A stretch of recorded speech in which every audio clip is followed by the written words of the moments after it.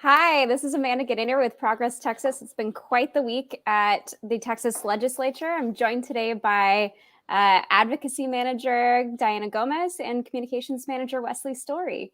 Today we're going to be talking a little bit about the kind of nonsense shenanigans that we saw this week at the Texas Capitol, and might go in a little bit on preventing abortion bans under the dome.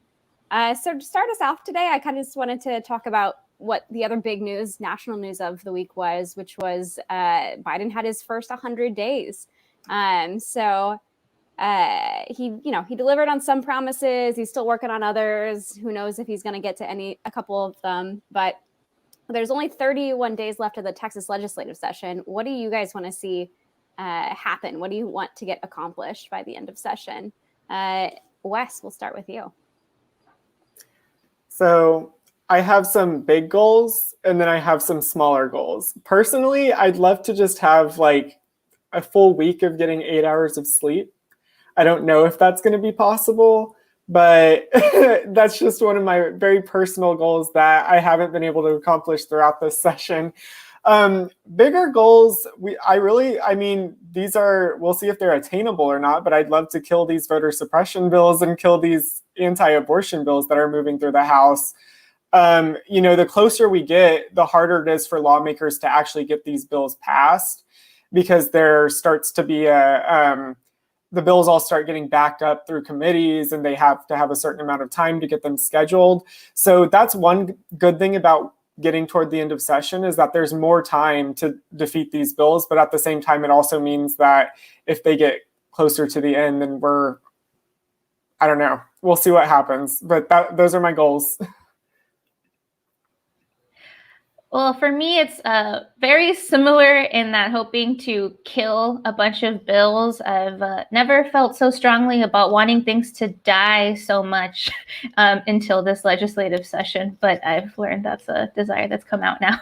I think Sine die really is going to have a true meaning, hopefully. Die, everything terrible, just die. And I think a personal goal is to remember to take a fully charged external battery pack. I keep forgetting I have one. And I remember yesterday morning thinking, oh, I don't need it. It's going to be a short day. That's what I've heard, without realizing that anything can change in the Texas legislature, which is something that Wesley has stated before. And I need to just memorize that because it turned out to be an extremely long day. And I really regretted not having more charge. And it looks like anything could happen on Progress Texas Happy Hour. It looks like we have a special guest joining us today. What? Hi, guys. I look so much less cute than y'all. I'm furious that we were all at the legislature yesterday dying, and you guys have seemingly recovered entirely. Trust me, I haven't. Not emotionally. No. Well, I did want to introduce Emily Eby for those of y'all watching, those of y'all listening on the podcast. This is Emily Eby from the Texas Civil Rights Project, and we're so glad to have you on today. We were just talking a little bit about what you want to see happen in the last 31 days of session. What do I want to see? I want to see things that are probably not like great to say. I want to see good voting rights bills pass and bad voting rights bills die. And I want to see like the testimony that we all work so hard on and we all spend hours giving. I want to see that listened to, Wesley and Dianna both said great things yesterday, both in the press conference and in front of the committee. And the committee's like, well, the vote suppressors on the committee are just like, oh, thanks for your testimony. And then continue to do whatever they want to do. I want to see the people matter, the people listen to. Yeah, so that our audience kind of knows what happened yesterday at the Capitol, Dianna, do you want to talk about like what happened in the moment that morning while you were sitting there waiting to give testimony? You pulled out your phone. What happened?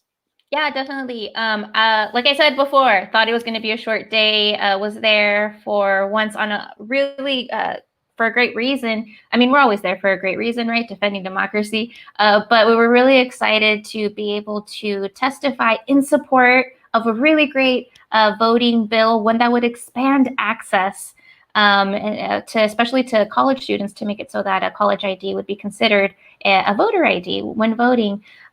So got there a little bit before 8, was ready to go. Supposed to be a short day. But then out of nowhere, I was checking my phone and we got word that Riscoe Kane was going to intend to vote on voter suppression bill SB 7, what we've called Jim Crow 2.0, and which would be the biggest voter suppression bill in the state right now. And that came out of nowhere. I feel like in the Texas the rules can change all the time, and the things can always pop up. I know that, but was not expecting that so early in the morning when I was barely just waking up.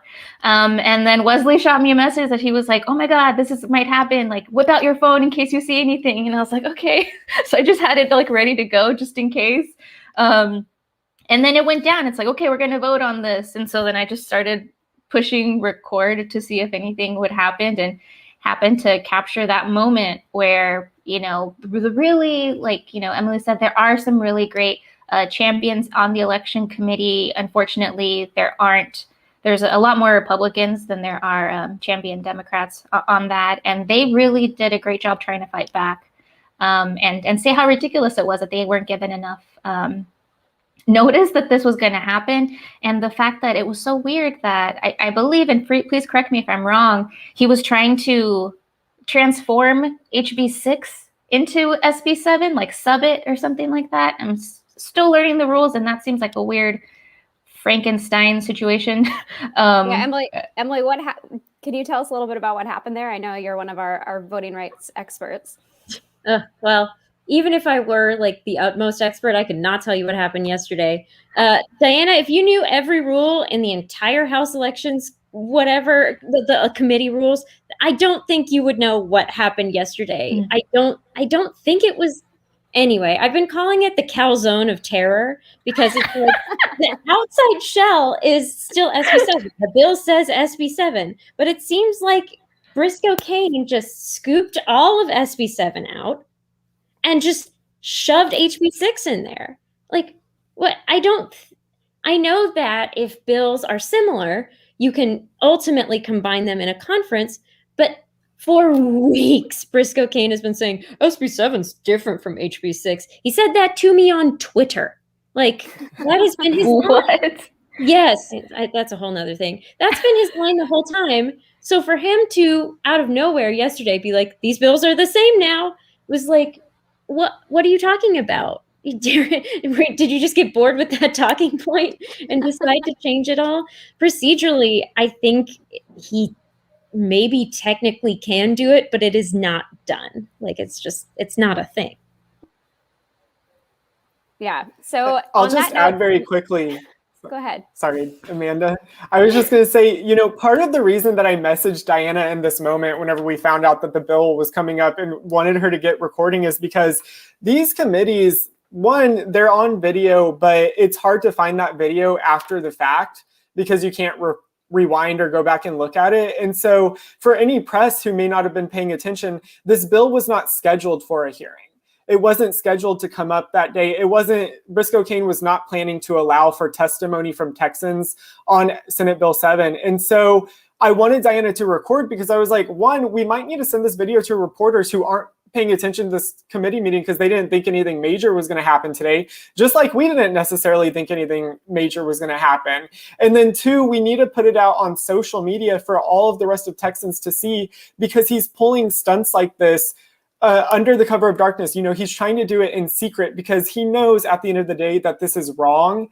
And it's just a sign that when he pulls these stunts and these maneuvers, it's not in the benefit of Texas voters. It's to suppress their votes. And I think that we really, that's something that we should make clear is that when things like this aren't obvious, when it's hard to even explain from a lawyer or two lawyers, really, Amanda and Emily are both lawyers, by the way, when even they're confused about all the rules and how this can happen, a normal Texan, how are we expecting them to really understand and keep up with what's going on? And so that's what this committee has been doing this entire session, Riscoe Kane specifically, is pulling stunts like this and trying to make it harder for Texans to follow so that it's harder for them to actually voice their opposition to what he's doing in his committee.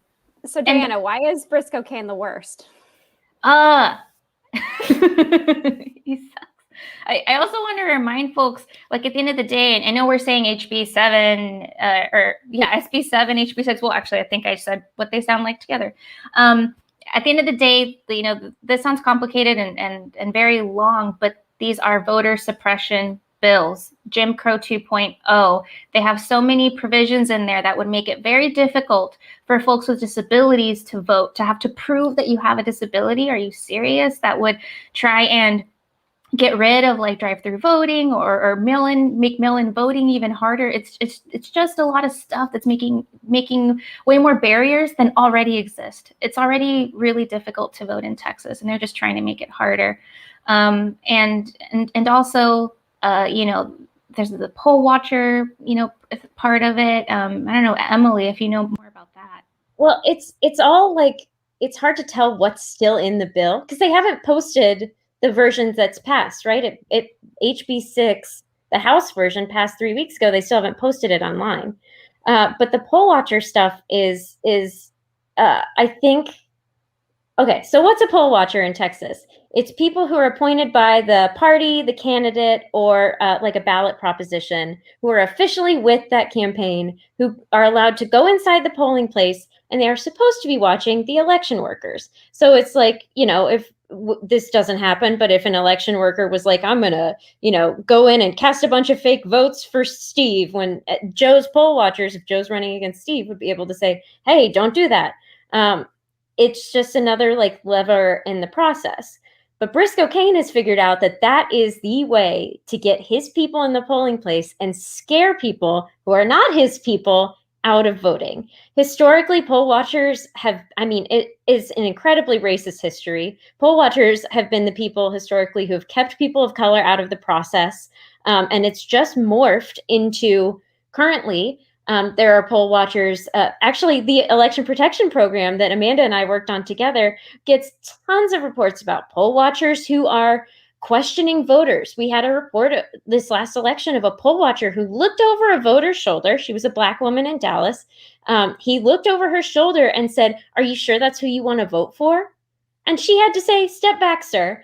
And that's the kind of person that Briscoe Kane wants to be able to be in the polling place. The election workers can't kick that person out under his law unless they'd get face criminal penalties if they tried to. Yeah, if they even try to. The way the law is written poorly. Another reason Briscoe Kane's the worst. The way the law is written, it looks like it is illegal to call the police to have them come take a poll watcher out. Like it says it's illegal to have a poll watcher removed. Can't call the police, can't call the National Guard. It is illegal to call Beyonce and have her remove a poll watcher. Like there's just nobody who can do it for you. And it's just one of those things where you're like, okay, we know this is racist. I know this is racist. I've told you it's racist. Why are you not responding to the argument? And to jump back into, go ahead, Wes.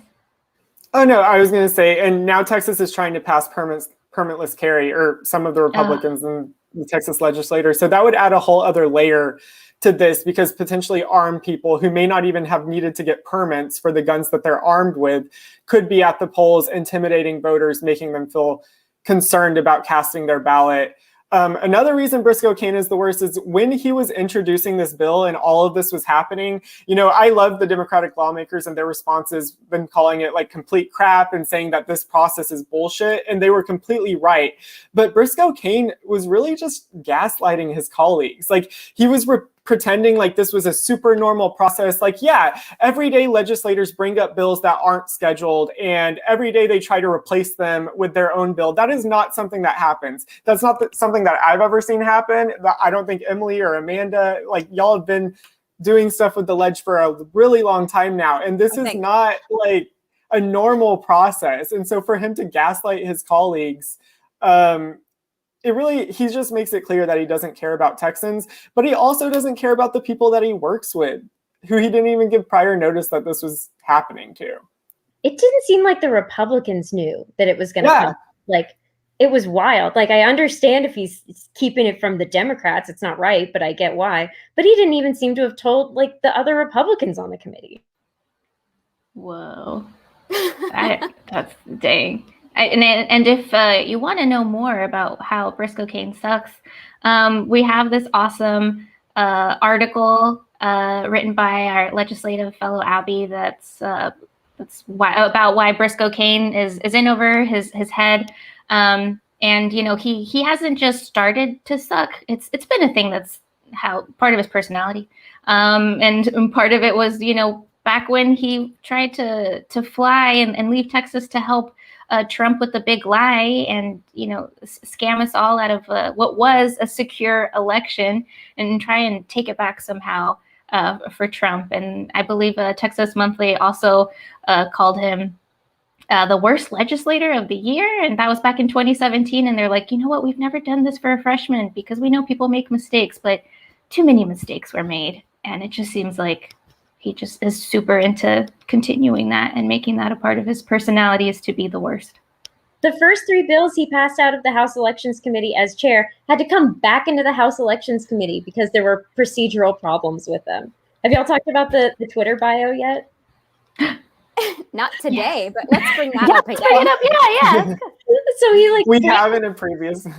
He branded himself coming in as parliamentary guru. That's what it said in one of his many things in his Twitter bio. I know all the rules and I'm very serious about them.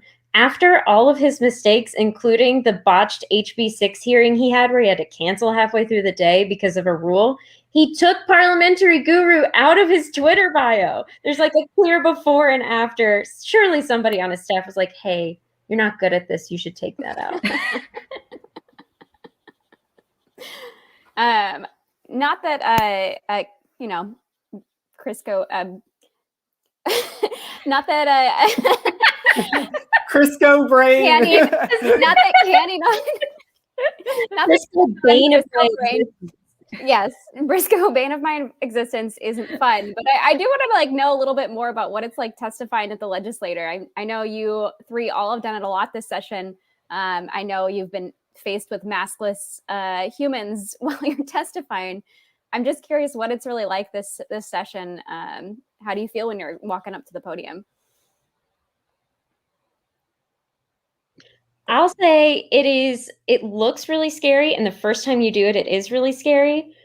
But it gets easier when you realize that a lot of times the people on the committee, Crisco brain included, do not know as much about the law as you do. Like sometimes he hasn't read the bills he's presenting. You are in just as good a position as they are. If you read the bill, and you see something that speaks to you, you are totally qualified to go up there. And I know I'm a lawyer, but as Amanda knows, I'm not like a real lawyer.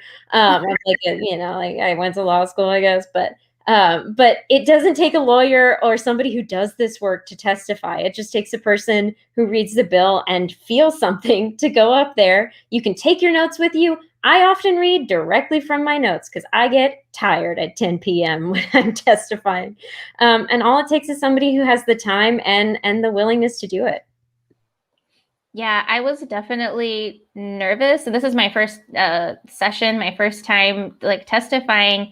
And last night was my second time doing it. The first time I was sharing a story of someone who had gone through an abortion. And it was such an honor to read through that story. And I feel like the fact that person's story was so powerful really inspired me and took away my nervousness. But last night I was reading my own words and I was shaking and I looked up and I was like, dang it, it's Crisco brain and I have to talk to him and he'll be right there in front of me. And I kept thinking, why am I nervous to talk to this guy? He has an intimidating look on his face, but he's not that intimidating. I was also nervous, honestly, because I'd made a meme making fun of him for progress and I thought he would find it, Google us and see it. And I thought, well, you know what? What's the worst that could happen? He'll see it, ask me about it. I'll say, yes, I made it. I stand by that meme. But, once I got up there, I just kept thinking, Crisco brain. It's cool. You did great, by the way. You seemed like a pro. I am shocked to find out that was not your 87th time testifying. Thank you. Yeah, you were great, Diana. One thing, just to restate what everyone has said already. I think it's really easy when you're in the Capitol to kind of have imposter syndrome. You know, you're in this big building, there are representatives and senators, and they've all been elected and they're in positions of power. But the fact of the matter is we need to remember that they work for us. They have to. I mean, sometimes like Briscoe Kane yesterday, they get away with not listening to the people of Texas, but they have to listen to the voters who are there to talk about these bills that are being heard. And so if you have imposter syndrome, just think about how wholly unqualified Briscoe Kane is to even be running this committee. Think about the fact that he probably has to have a booster seat to be on the same level of his colleagues. And that's what I think about a lot. I'm just like, I feel you know, people always say integrity booster seat. He needs that integrity booster seat. People always say, like, imagine people in their underwear whenever you're nervous about giving a speech or something like that. But imagine these representatives not on like this, I mean, they're up in front of you, like higher up, but imagine them on the same playing field as you, because at the end of the day, we're all Texans and we're all people who deserve to have our voices heard. We all should have the ability to participate in the democratic process.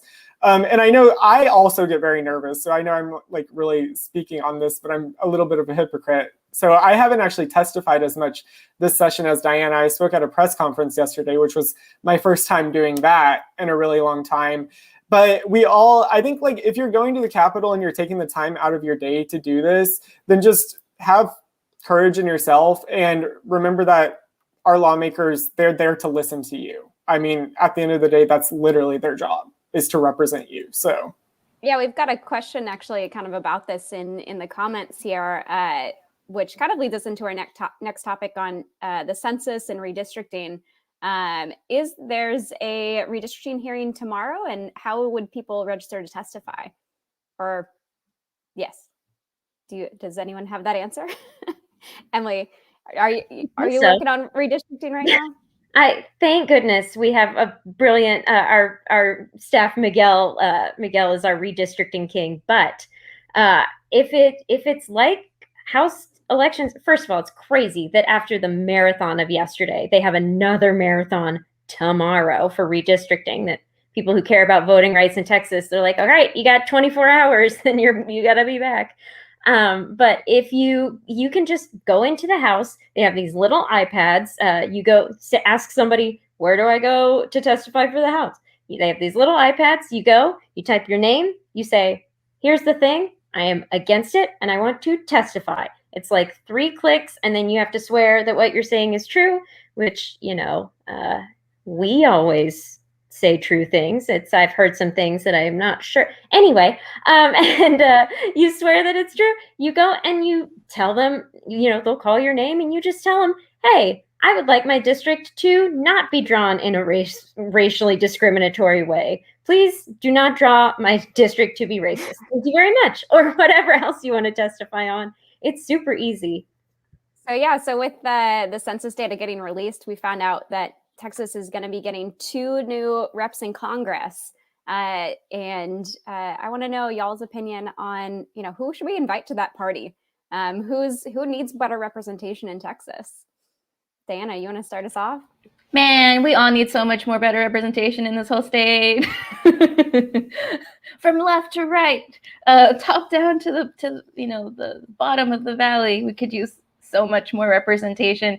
I think starting with, there are so many organizations that, you know, have already helped push this, like Annie's List and some other organizations, but having more women run, having more folks from the LGBTQIA community run. And I know we only have those 2 more, but gosh, that's so important. And to have more diverse faces and perspectives that reflect, honestly, the majority of Texas would be really great, because we have a lot of folks, Ted Cruz and other people, who don't really reflect us, our values, and are literally sleeping on the job. So if anyone who can stay awake for longer than 10 minutes would be great. But folks from a diverse background, I think, would be awesome. Wes, go ahead. No, completely agree with everything Dianna just said. And then one other thing I'll very quickly add is it was supposed to be 3 seats instead of 2. So I think we should be very happy and like glad that we're getting 2 more seats because that's awesome. But also keep in mind in the future that like the census is so important, y'all. And if we all fill it out, then we can get better representation and also more funding for really important things that we need for our state. And so I'm a little bit salty about the fact that we lost out on that 3rd seat. And I think we were not super far away from getting it either.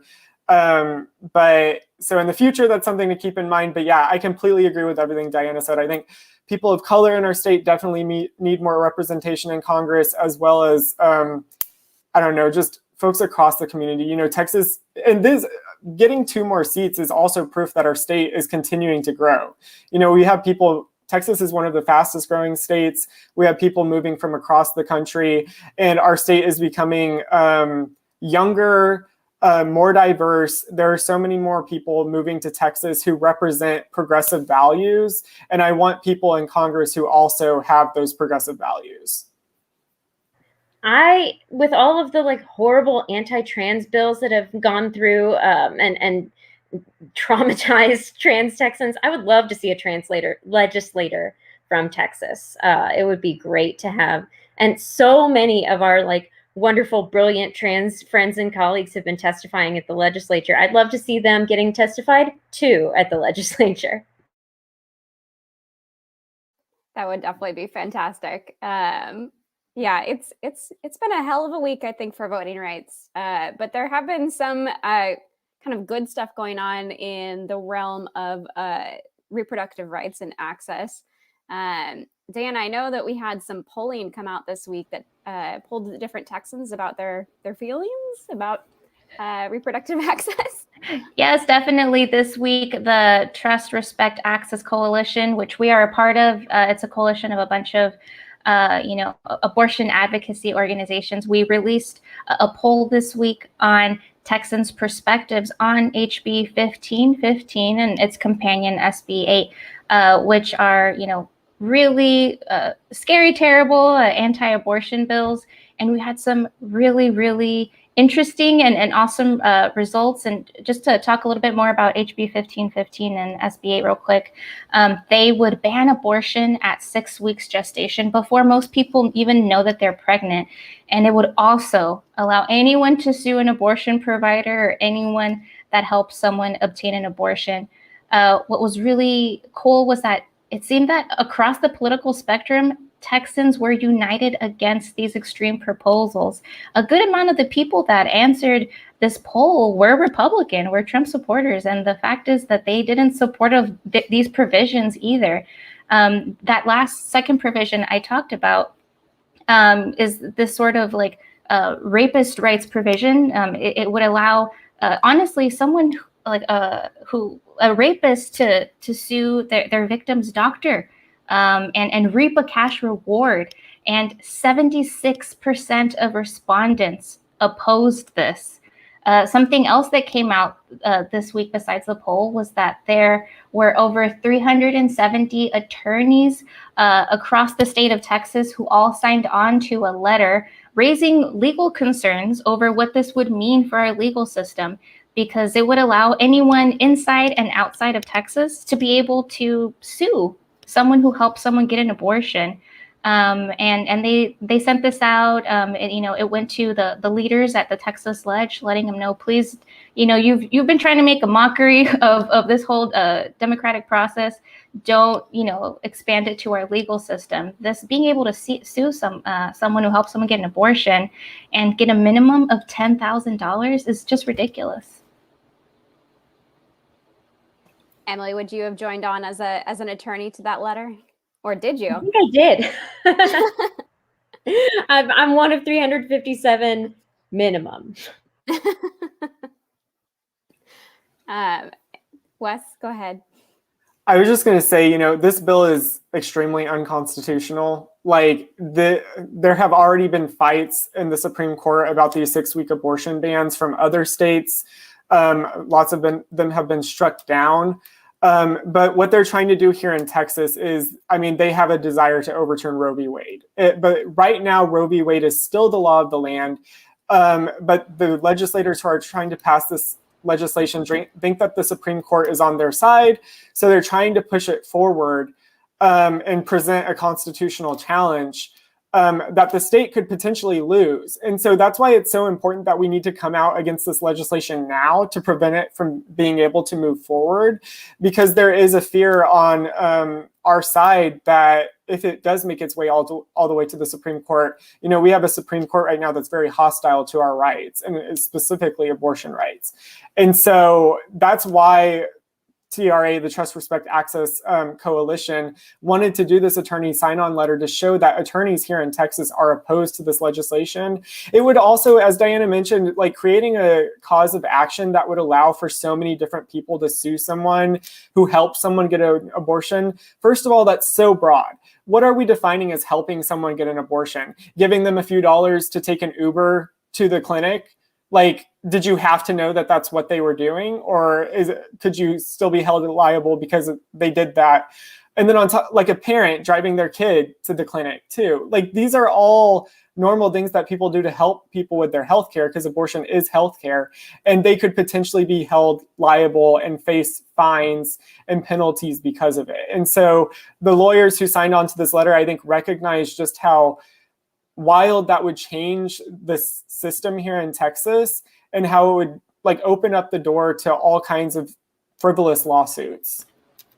Yeah, and so now we have this poll that proves that across the political spectrum, Texans aren't supporting this type of legislation, these restrictions, this ridiculous lawsuit provision. It's just wild. And we also have this letter of all these attorneys who agree that this is ridiculous.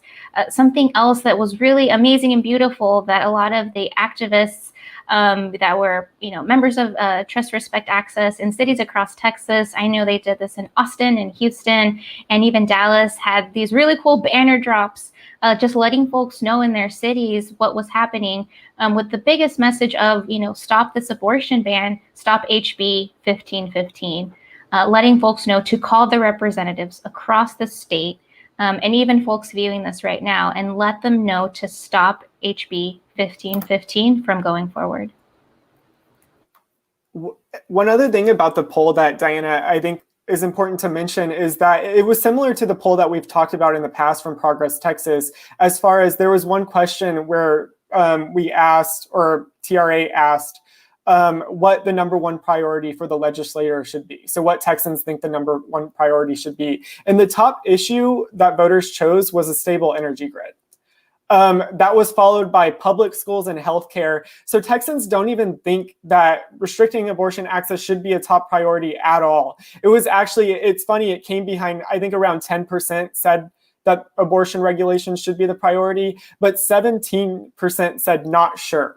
So it ranked behind the people that said they weren't sure what the priority should be. Getting outranked by not sure in a poll is not a good sign. And it's just further evidence that our legislator has misplaced priorities this session, and that Texans are paying attention too. I mean, we are in the middle of a pandemic. We're experiencing multiple crises, but our legislator is trying to keep trans kids from participating in sports. They're trying to ban abortion access. They're trying to restrict access to the ballot box for marginalized Texans. These are not the priorities that our Texans want our state to focus on, but for some reason it's become the focus of this session. And I think that's just extremely shameful on our legislators' part, but also a call to action for Texans who are against everything that's happening right now.